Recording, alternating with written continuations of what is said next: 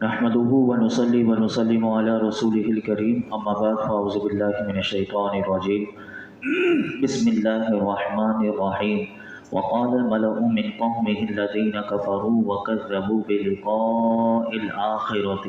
وأترفناهم في الحياة الدنيا ما هذا إلا بشر مثلكم يأكل مما تأكلون منه ويشرب مما تشربون ولئن أطعتم بشرا مثلكم إنكم إذا لخاسرون۔ اور اس کی قوم کے وہ سردار بولے جنہوں نے کفر کیا اور آخرت کی ملاقات کو جھٹلایا، اور ہم نے انہیں دنیا کی زندگی میں خوشحالی عطا فرمائی، بولے یہ تو تمہارے جیسا ہی ایک آدمی ہے، جو تم کھاتے ہو اسی میں سے یہ کھاتا ہے، اور جو تم پیتے ہو اسی میں سے یہ پیتا ہے، اور اگر تم کسی اپنے جیسے آدمی کی اطاعت کرو گے جب تو تم ضرور خسارہ پانے والے ہو گئے۔ حضرت ہود علیہ السلام نے جب تبلیغ کا آغاز کیا تو قوم کے سردار انہوں نے آپ کی دعوت کو سن کر اپنی قوم کے سامنے حضرت ہود علیہ السلام کے بارے میں کیا کہا۔ قرآن بتاتا ہے کہ حضرت ہود علیہ السلام کی دعوت کو سن کر اس کی قوم کے وہ سردار جنہوں نے کفر کیا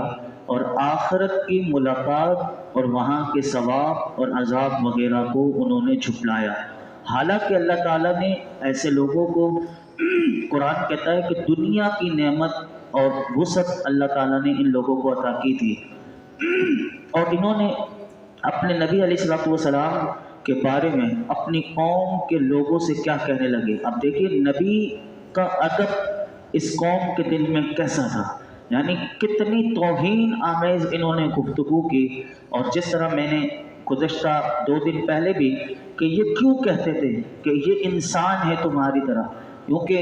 انسان کا تعارف میں کروا چکا تھا، تو یہ اس قوم کے لوگ بھی یہی کہنے لگے کہ یہ تو تمہارے جیسا ہی ایک آدمی ہے، یعنی نبی کے بارے میں کہنے لگے حضرت ہود علیہ السلام، جو تم کھاتے ہو اس میں سے یہ کھاتا ہے، جو تم پیتے ہو اسی میں سے یہ پیتا ہے، اگر یہ نبی ہوتے تو فرشتوں کی طرح کھانے پینے سے پاک ہوتے۔ یعنی کیسا یہ ذہن سازی یہ لوگ کرتے تھے، یعنی اپنے اقتدار کو بچانے کے لیے۔ تو ان باطل کے اندھوں نے وہ کمالات نبوت کو نہ دیکھا جو اللہ نے اپنے نبی حضرت ہود علیہ السلام کو عطا فرمائے تھے،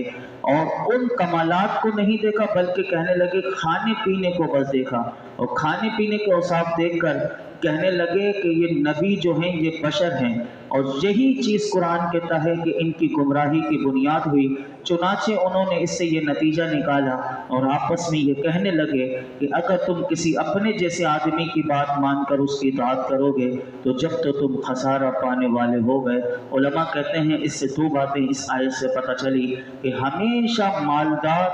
سردار،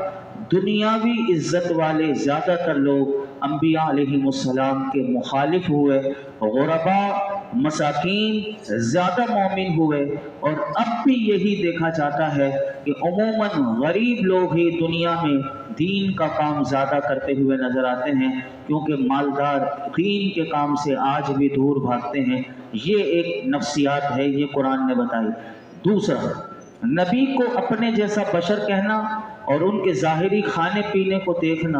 اور اس کے باطنی اسرار کو نہ دیکھنا، یہ ہمیشہ سے کافروں کا کام رہا ہے۔ پہلی بار سب سے پہلے نبی کو بشر کہنے والا وہ شیطان تھا، اور آج وہ جو اس روش پر چلنے والے پھر جو تھے وہ قرآن بتاتا ہے یہ ہمیشہ سے کافر رہے، اور آج بھی وہ فکری غلطی اور فکری لغزش کرنے والے، آج بھی وہ شیطان کا کام کرنے والے آج بھی معاشرے میں موجود ہیں۔ اور اسی آیت میں قرآن نے کہا کہ خدا کی قسم اگر تم نے اس کے احکامات کی پیروی کی تو اس صورت میں اپنے آپ کو ذلت میں،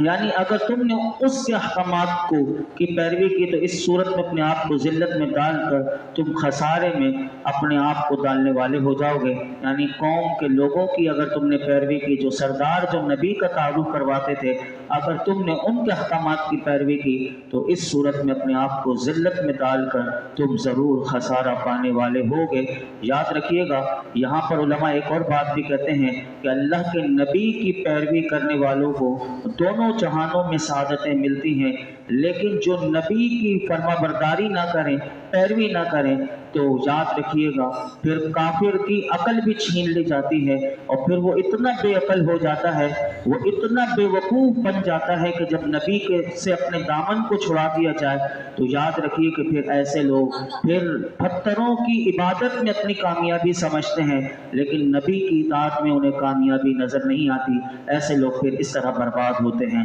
آگے ارشاد فرمایا اَیَعِدُکُمْ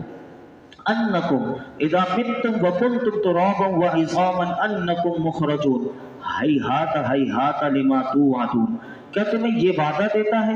کہ جب تم مر جاؤ گے اور مٹی اور ہڈیاں ہو جاؤ گے، اس کے بعد تم پھر نکالے جاؤ گے؟ جو وعدہ تم سے کیا جا رہا ہے وہ بہت دور ہے، وہ بہت دور ہے۔ حضرت ہود علیہ السلام کی قوم کے سرداروں نے حشر، جو حضرت ہود علیہ السلام نے حشر کا نقشہ پیش کیا تھا کہ قیامت کے دن ہر ایک نے اللہ کی بارگاہ میں وہ پیش ہونا ہے، اور دنیا میں جب قبر میں جائے گا تو اس کی ہڈیاں گل سڑ جائیں گی اور یہ فنا ہو جائے گا۔ تو انہوں نے کیا کہا؟ قوم کے کافر سرداروں نے حشر کے صحیح ہونے پر اعتراض کرتے ہوئے کہا، اپنی قوم کے لوگوں کو کہنے لگے، کیا تمہیں یہ کہا جاتا ہے کہ جب تم مر جاؤ گے اور تمہارا گوشت پوشت سب مٹی ہو جائے گا اور ہڈیاں باقی رہ جائیں گی، اس کے بعد تمہیں پھر قبروں سے زندہ کیا جائے گا؟ انہوں نے صرف اتنی بات کہنے کو کافی نہ سمجھا،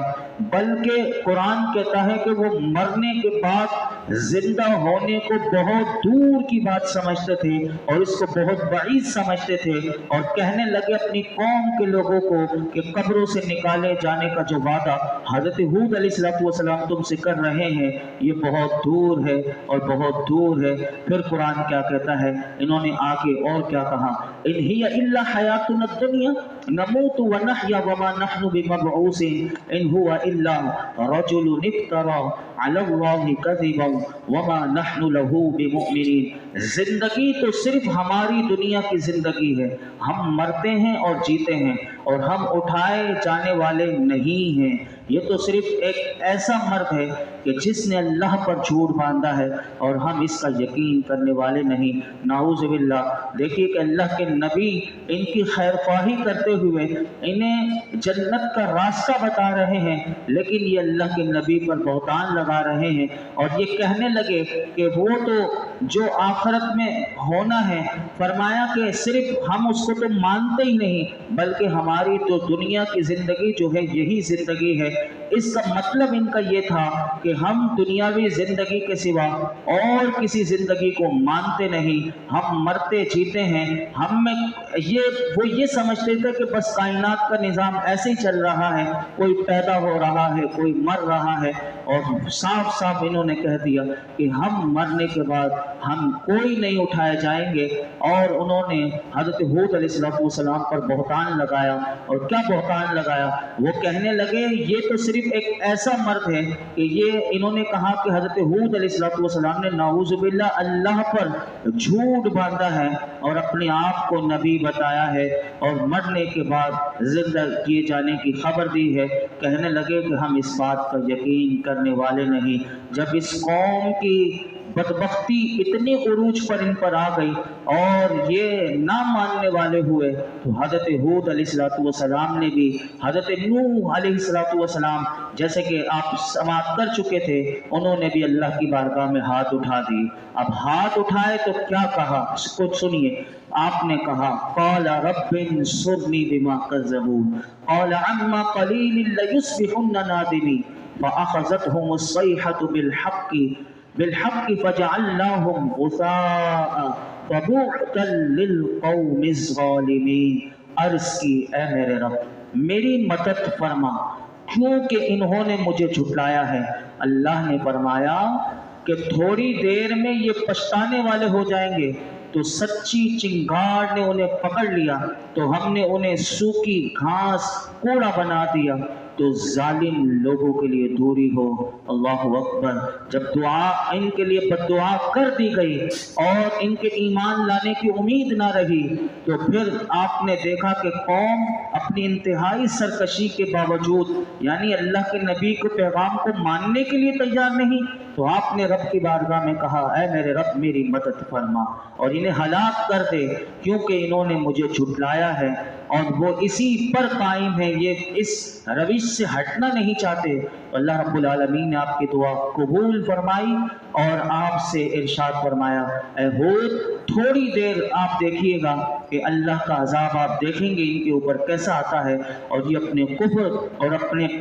تکذیب یعنی جھٹلانے پر یہ پچھتانے والے ہو جائیں گے۔ چنانچہ پھر کیا ہوا؟ قرآن کہتا ہے کہ پھر اللہ رب العالمین کا ان کے اوپر ایسا خطرناک عذاب آیا کہ ان کی چیخیں نکل گئی، اور ایسی چیخ ان کی ہلاکت کے لیے آئی کہ یہ ہلاکت میں گرفتار ہوئے اور ایسے تباہ و برباد ہوئے کہ گھاس کوڑے کی طرح یہ ہو گئے، یعنی ان کا نام و نشان اللہ نے مٹا دیا۔ تو یاد رکھیے گا کہ انبیاء کو جھٹلانے والے، قرآن کہتا ہے ایسے ظالم لوگوں کے لیے خدا کی رحمت سے دوری ہے۔ ثم انشأنا من بعدهم قرونا آخرین ما تسبق من امت اجلها وما یستأخرون، پھر ان کے بعد ہم نے دوسری بہت سی قومیں پیدا کی، کوئی امت اپنی مدت سے نہ پہلے جاتی ہے اور نہ وہ پیچھے رہتے ہیں۔ قرآن نے بتا دیا قوم عاد تباہ ہو گئی، برباد ہو گئی، لیکن ہم نے اس کے بعد حضرت صالح علیہ السلام کی قوم کو لائے، وہ بھی نہ مانے، وہ بھی تباہ ہو گئی۔ حضرت لوط علیہ السلام آئے، ان کی قوم آئی، انہوں نے ان کو نہ مانا، وہ گئے۔ حضرت شعیب علیہ السلام آئے، ان کی قوم آئی، انہوں نے ان کو نہ مانا، اللہ نے ان کو پیدا کیا، لیکن وہ بھی اسی طرح اپنے انجام سے دوچار ہوتے رہے۔ پھر قرآن کہتا ہے تاکہ لوگوں پر ہماری قدرت ظاہر ہو جائے اور ہر امت یہ بات جان لے کہ ہم ان سے بے نیاز ہیں۔ اگر وہ انبیاء علیہ السلام کی دعوت کو قبول کرتے اور رسولوں کی اطاعت کرتے تو انہیں فائدہ ہی ہوتا اور اس میں ان کی بھلائی ہوتی، لیکن ان کی قوموں نے اپنے نبیوں کو جھٹلایا تو یہ تباہ و برباد ہو گئے۔ اور آخری بات جو اس آیت نے فرمایا کوئی امت، یہ بھی یاد رکھنا، اپنی مدت سے نہ پہلے جاتی ہے اور نہ وہ لوگ اس مدت سے پیچھے رہتے ہیں۔ جس امت کے لیے اللہ نے جو وقت ہلاکت کا لکھا تھا اسی وقت وہ جو مقرر تھا ٹھیک اسی وقت وہ ہلاک ہوئی، لیکن انہیں مہلت دی تھی، اللہ نے ایک مدت تک مقرر کر رکھا ہوا تھا، لیکن انہوں نے اس مدت سے فائدہ نہ اٹھایا تو وہ ہلاک ہو گئی۔ اور قرآن نے اپنا اٹل قانون بتا دیا کہ اللہ رب العالمین جب کسی کام کا جو وقت مقرر کر دے تو پھر اس میں ایک لمحہ بھی نہ تقدیم ہو سکتی ہے نہ تاخیر ہو سکتی ہے، نہ ایک سیکنڈ پہلے اللہ کا عذاب آئے گا نہ ایک سیکنڈ بعد ہوگا۔ جب وقت آ جاتا ہے تو پھر انسان تباہ و برباد ہو جاتا ہے۔ یہ ہمارے لیے بھی بہت بڑا پیغام ہے، زندگی بہت بڑی نعمت ہے اللہ کی، اس کی ہمیں قدر کرنی چاہیے۔ اللہ رب العالمین ہم سب کو جو زندگی کی سانسیں ملی ہوئی ہیں اللہ اسے ہمیں اپنے اور اپنے حبیب کی صحیح معنوں میں اطاعت کرنے کی توفیق عطا فرمائے۔ الحمدللہ رب العالمین والصلاة والسلام على سید الانبیاء والمرسلین وعلى آلہ واصحابہ اجمعین۔ یا اللہ پاک جو کچھ ہم نے سنایا اس میں کوئی غلطی کوتاہی معاف فرما، اپنی بارگاہ میں قبول فرما۔ رب کریم قرآن حکیم کا فیضان عطا کر دے، ہمیں ہر قسم کی تباہی بربادی ہلاکت سے بچا لے، ہر قسم کے ظلم سے بچا لے اللہ، ہر قسم کے ظالموں کے ظلم سے بچا لے یا اللہ، ہمیں اپنی پناہ عطا کر دے، اپنی رحمت کا حصار عطا کر دے، اپنے فضل و کرم عطا کر دے، ہمارے گناہ معاف کر دے، ہماری خطائیں معاف کر دے اللہ، تو ہم سے راضی ہو جا، ہماری بے حساب مغفرت فرما، ہمارے والدین کی مغفرت فرما، میرے آقا کی تمام امت کی مغفرت فرما، دین و دنیا کی خیر خیر خیر عافیتیں، بھلائیاں، سلامتیاں، عزتیں، خوشیاں، نعمتیں، راحتیں، سکون عطا کر دے۔